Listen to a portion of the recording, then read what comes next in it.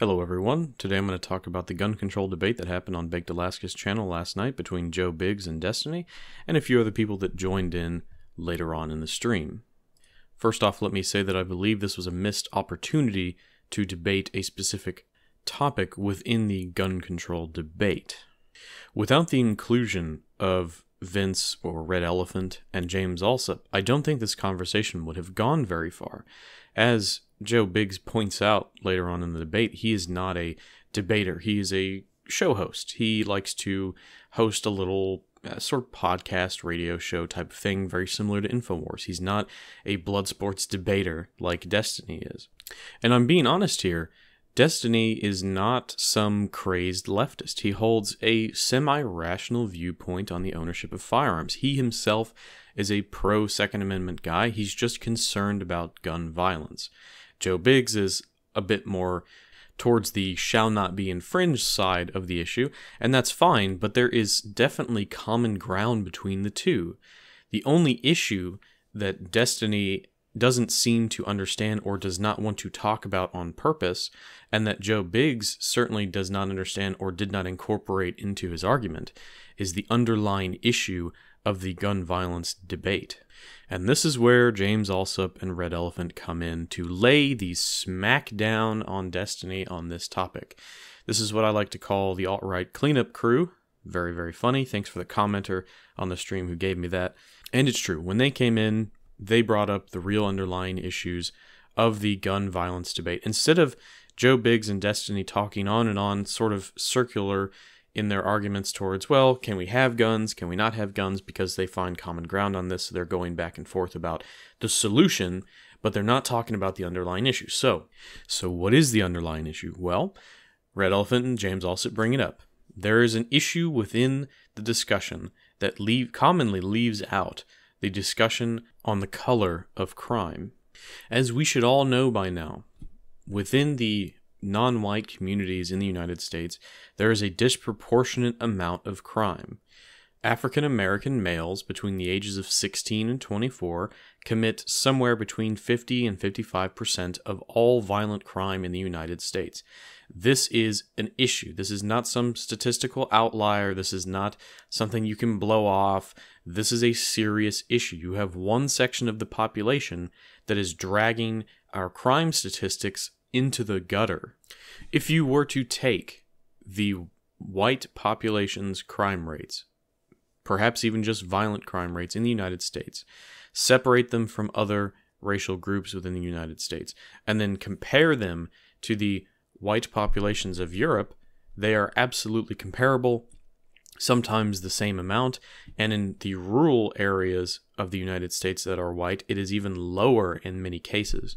So when Destiny harps on and on about how there's a gun violence problem and that guns are the issue and that we should look up towards Europe as some shiny city on the hill, well, man, we're already there.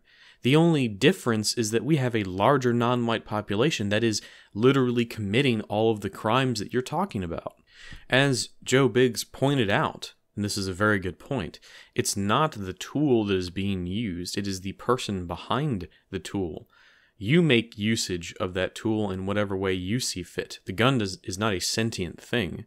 So if we look at a country like Switzerland that has within its government structure that every man is a part of the militia and must receive mandatory arms training, and that they can take their service rifle home with them, and that gun ownership is very high. I think the highest in Europe. It's the third most guns per person in the world, behind the United States and Yemen, of course.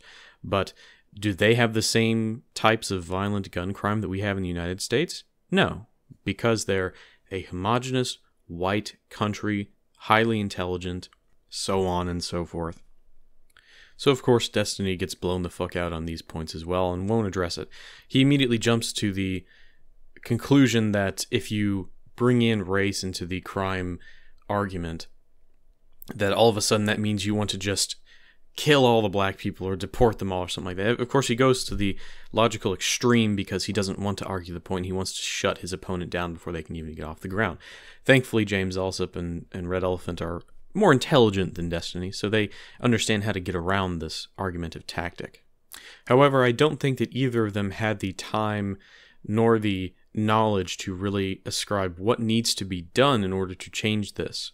And of course, I'm now going to give my solutions for this gun violence issue.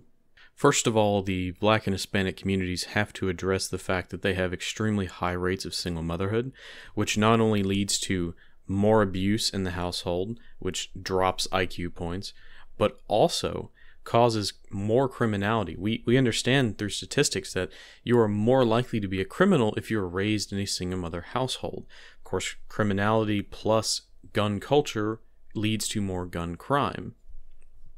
So someone within these communities needs to come out and say, hey, we got a problem, black people. There is something going on here. This is causing more criminality. This is a serious issue. And as someone who's lived within the black community for almost 2 decades now, it is an issue. It is one of the primary factors in the endless cycle of violence within the community, because you have these young men who have zero guidance, who are more than likely emotionally or physically abused by their mothers or their grandmothers. They go off into the world, they look for male companionship, they learn from each other, and it just so happens that as they learn from the older kids are the criminals already. And it kind of passes on like generational information. Let me give you an example here. Take a young black kid, lives in the ghetto, in an apartment, single mother, no one else. His mom is hardly around because she's working real hard to provide for them in the workplace. When she comes home, she's angry, she's emotional, she's worked too long at the job, she just wants to relax, but he has needs too, he's a child. So she ends up either being emotionally or physically abusive towards him. Over time, this grows resentment. It grows anger and hatred towards people. It also lowers his IQ by several points lower than it would have already been. Now, when he reaches a certain age, of course, he's going to seek companionship with people because he has no outlet for his social behavior, as all humans are social creatures. And he turns towards the local community, of course, because a young person cannot obviously drive somewhere else or move and live somewhere else with better culture, so he's stuck in the ghetto with this sort of culture. So he looks to the older boys as sort of a subconscious father figure. He wants to learn from them. And what do? Well, they teach him the rules of the streets. They show him how to make money. They show him their culture. They expose him to certain types of music and their attitudes towards things. They introduce him, when he gets old enough, they may introduce him to drug usage and the acquiring of drugs or the selling of drugs, because this is a rampant problem within these ghetto communities. Eventually, this young black kid in the single mother household in the ghetto spends more time outside of the home with these bad little kids and these bad older kids, and it starts impressing on him. It starts to rub off on him. He now is imitating their culture. He becomes violent. He joins this sort of gang mentality. He may even join a gang itself because there is a sense of family there that many of these kids are missing out on. And in order to fit into the group, what does he do? Well, he has to commit crimes. Especially if he's in a gang, he will have to either jump somebody or kill somebody to get in. He's going to have to sell drugs or pimp women or even do drugs to fit in. And then he grows up to be 16, 17, 18 years old. And all the young generation comes in looking for the same type of fatherhood. And he's going to imprint them with the culture that he learned when he was their age. It's an endless cycle. I want to address also the issue of the mass shooter, the psychotic mass shooter.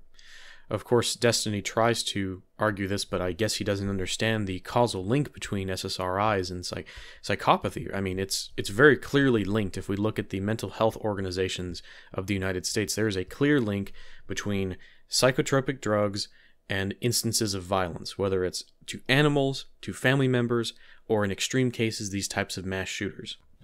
I want you to look up the statistics of how many acts of violence are committed by children who are on psychiatric drugs of some kind, Prozac or some kind of Luvox, some type of antidepressant or ADHD medication.